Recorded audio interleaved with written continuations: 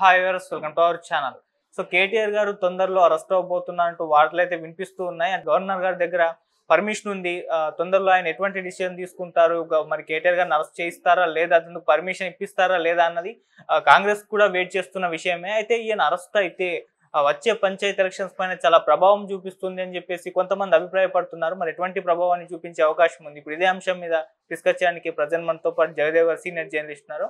వారిని అడిగి ఒకసారి తెలుసుకునే ప్రయత్నం అయితే చేద్దాం. నమస్కారం సార్. నమస్తే సార్, కేటీఆర్ గారు అరెస్ట్ అది ఎప్పటి నుంచో కూడా జరుగుతూ ఉంది, నడుస్తూ ఉంది. అరెస్ట్ అవుతారు, రేపు అరెస్ట్ అవుతారు అని చెప్పేసి వార్తలు వినిపిస్తున్నాయి. మొన్న కూడా కార్యకర్తలు ఆయన ఇంటి దగ్గర మొత్తం కూడా గుమిగూడారు, అరెస్ట్ అవబోతున్నారేమో అని చెప్పేసి.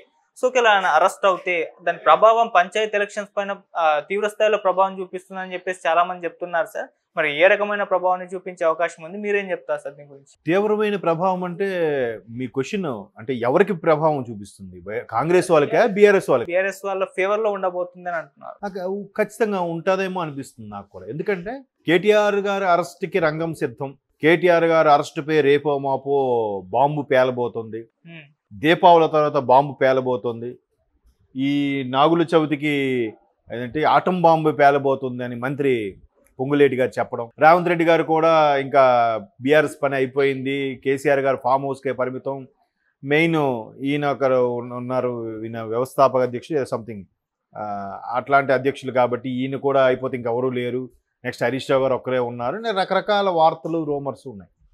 కానీ కాంగ్రెస్ వచ్చి ఇంకా రేపు డిసెంబర్ 7కి 1 ఇయర్ పూర్తవుతుంది. ఈలోగా కాంగ్రెస్ సంబరాలు కూడా స్టార్ట్ చేస్తుంది, మొదటి వార్షికోత్సవ సంబరాలని. సో ఈలోగా ఎందుకో కొన్ని అంశాల మీద కాంగ్రెస్పై మిక్స్డ్ అభిప్రాయం వినిపిస్తుంది. అంటే ద్వంద్వ వైఖరి, అంటే ఒకటి పాజిటివ్ గాను ఒకటి నెగిటివ్ గాను. హైడ్రా లాంటి అంశాలు తెర మీదకి వచ్చినప్పుడు ఎందుకో కొంత నప్పక కొంత ఇబ్బంది కలుగుతుందనే అంశం. రెండోది, ఏదైతే హామీలు గ్రూప్ సంబంధించి వచ్చాయో అవి ఇంకా పూర్తిగా సమీక్ష నిర్వహించలేదు, పూర్తిగా విద్యార్థులకి లేదా నిరుద్యోగులకి న్యాయం చేసేలా లేదు అనేది ఒక కాన్సెప్ట్. సో మొత్తం మీద రాజకీయ పరంగా దుమారం రావడం, మధ్యలో కొండా సురేఖ గారు కొన్ని రకాల ఇండస్ట్రీకి సంబంధించిన కొన్ని వ్యాఖ్యలు చేయడం, తర్వాత వీళ్ళు కూడా ఎక్స్ట్రీమ్ లెవెల్కి వెళ్ళిపోయి ముఖ్యమంత్రి స్థాయిలో ఉండే వాళ్ళు మాట్లాడటము. ఒకవైపు బీఆర్ఎస్ వాళ్ళు కూడా గత ప్రభుత్వంలో జరిగిన అవకతవకలన్నీ వీళ్ళు బయటికి తీస్తుంటే ఆ లోపాలన్నీ వాళ్ళకి ఎక్కడో గుచ్చుకోడు. ఇప్పుడు ఫోన్ ట్యాపింగ్ వ్యవహారం బీఆర్ఎస్కి పెద్ద తలనొప్పి బొప్పి కట్టింది ఆల్రెడీ.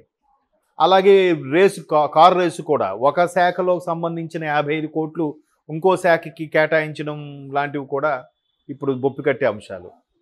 ఈ ఫోన్ ట్యాపింగ్తోనే ఇండస్ట్రీ వాళ్ళకి కానీ ఇట్లా రాజకీయాల పరంగా కానీ వాళ్ళు ఏం ప్లాన్లు వేస్తున్నారు, వాళ్ళు ఏదో కూడా జర్మనీ నుంచి ఏదో ఎక్విప్మెంట్ తెప్పించారు, అది 200 మీటర్ల రేడియస్ వరకు కూడా ఎవరే మాట్లాడినా వినిపిస్తుంది. ఇలాంటి కొన్ని అంశాలు బీఆర్ఎస్ని కొద్దిగా ఇబ్బంది పెడుతూనే ఉన్నాయి. ఇదిలా ఉంటే మరోవైపు బీఆర్ఎస్ బీజేపీలో విలీనం అయిపోతుంది, కాంగ్రెస్లో విలీనం అయిపోతుంది.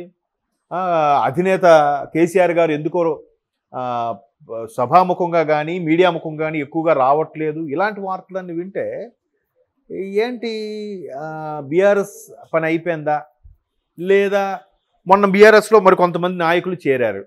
గవర్నమెంట్ కాంగ్రెస్లో ఉంటే బీఆర్ఎస్లో ఫామ్ హౌస్కి వెళ్ళి కేసీఆర్ గారి సమక్షంలో నాయకులు చేరడం, వెంటనే కేసీఆర్ గారు ప్రజలు మన గవర్నమెంట్ రాకపోయినా మరలా మనల్నే కోరుకుంటున్నారు, సో ఈసారి ఖచ్చితంగా ప్రభుత్వం మనదే, ఆల్రెడీ కాంగ్రెస్ యొక్క వ్యవహారం తెలిసిపోయింది అన్నట్టుగా కేసీఆర్ గారు ఒక స్టేట్మెంట్ ఇవ్వడం.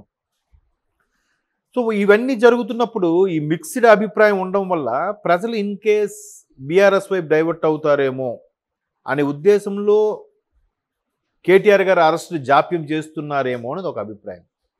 ఎందుకంటే ఆంధ్ర రాజకీయాలు ఒకసారి తీసుకుంటే ఎలక్షన్స్ ముందు చంద్రబాబు గారు ఎప్పుడైతే అరెస్ట్ అయ్యారో ఒక్కసారి సినారియో మారిపోయింది. అంతవరకు జగన్మోహన్ రెడ్డి గారి మీద మంచి అభిప్రాయం లేకపోయినా కొంతమందికి, లేదా ప్రజలకు కూడా ఈయన ఏంటి అంతసేపు పథకాలు తప్ప అభివృద్ధి ఏం లేదు అనుకున్నా కూడా జగన్మోహన్ రెడ్డి గారు ఓడిపోతారనేది ఒక 40%, టీడీపీ వస్తుందనేది ఒక 55 to 60% ఉండేది. ఎప్పుడైతే చంద్రబాబు నాయుడు గారు అరెస్ట్ చేశారో ఒక్కసారి ములాఖత్కి వెళ్ళిన ప్రస్తుత డిప్యూటీ సీఎం పవన్ కళ్యాణ్ గారు జనసేన అధినేత ములాఖత్కి వెళ్ళి పార్టీ ములాఖత్గా పోటీ చేస్తామని చెప్పడం, ఒక్కసారిగా ఆ స్కోపు 70-80కి వెళ్ళిపోయింది. కూటమే డ్యామ్ షూర్గా వస్తుంది, టీడీపీ జనసేన గవర్నమెంట్ ఫామ్ చేస్తుంది అని. అప్పుడు ఇంకా బీజేపీ కలవలే, అవునా కదా? సో ఒక్కసారిగా మారిపోయింది. అంటే అరెస్టు అనేది అక్కడ అన్యాయంగా అక్రమంగా అరెస్ట్ చేశారు. ఇక్కడ కూడా అన్యాయం అక్రమం కాకపోయినా ఆయనకు సంబంధించి చాలా ఇష్యూస్ అయితే ఉన్నాయి. కారు రేసులు కానీ, ఫోన్ ట్యాపింగ్ వ్యవహారం కానీ. ఫోన్ ట్యాపింగ్ వ్యవహారం వచ్చేసరికి చూసారా, ఎవ్వరూ మాట్లాడలేదు. ఎవరు ఏ మాజీ తాజా బీఆర్ఎస్ నాయకులు ఎవ్వరు కూడా దాని గురించి అక్కడ ప్రస్తావించట్లేదు, ఏం మాట్లాడట్లేదు. రీసెంట్గా పైపెచ్చు కేటీఆర్ గారికి ఇట్లా అరెస్ట్ అవుతారనగానే ఆయన కూడా నా మీద నేను అరెస్ట్ అవ్వడం ఖాయమని ఫిక్స్ అయిపోయారా ఏంటో తెలియదు, కానీ ఏముంది, జైలుకి పోతే శుభ్రంగా డైట్ చేస్తా, వ్యాయామం చేస్తా, మళ్ళీ ఆ ఊపుతో బయటకు వచ్చి పాదయాత్ర చేస్తా అన్నట్టుగా ఆయన స్టేట్మెంట్ ఇచ్చారు. బట్ ఆయనకి ఆ చరిష్మా ఉన్న నాయకుడే KTR. It's not a ordinary leader, మంచి వక్త కూడా, బాగా మాట్లాడతాడు ఆయన, తెలుగు కానీ, ఇంగ్లీష్ కానీ, హిందీ కానీ. సో అట్లాంటి నాయకుడు ఇప్పుడు కేసీఆర్ గారు ఫామ్ హౌస్గా పరిమితం అవడం, అన్ఎక్స్పెక్టెడ్గా ఆయన తుంటి ఎముక ఆపరేషను, తర్వాత కొద్దిగా ఎందుకు ఆయన డల్ అయ్యారు వయసు రీత్యా కూడా. మరి ఇప్పుడు ఈయన అందిపుచ్చుకునే సమయం వచ్చింది కాబట్టి ఈయన ఖచ్చితంగా ముందుకెళ్తాడు.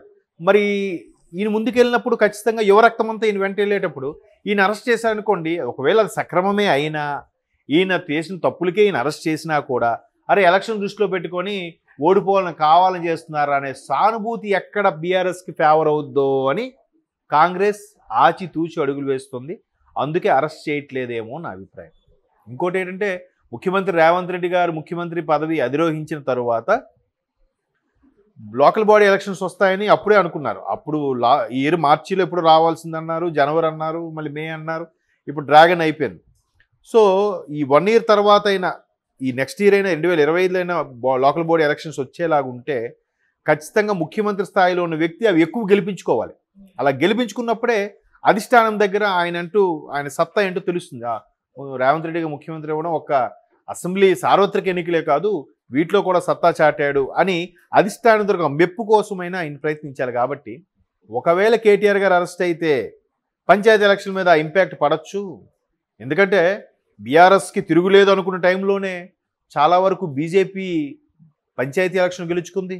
దుబ్బాక తర్వాత ఇంకోటి ఏంటది, వాళ్ళు 2 అసెంబ్లీ స్థానాలు గెలుచుకుంది. ఎట్లా మరి?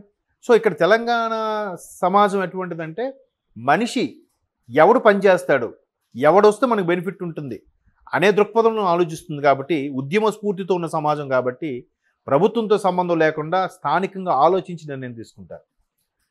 కాబట్టి ఖచ్చితంగా కేటీఆర్ అరెస్ట్ అయితే లేదు, వీళ్ళు కూడా కొంత అవకాశం ఇద్దాము అని వాళ్ళని గెలిపిస్తారేమో ఆలోచనతో కాస్త బ్రేక్ కాబట్టి విరామం తీసుకుంటున్నారేమో అనిపిస్తుంది.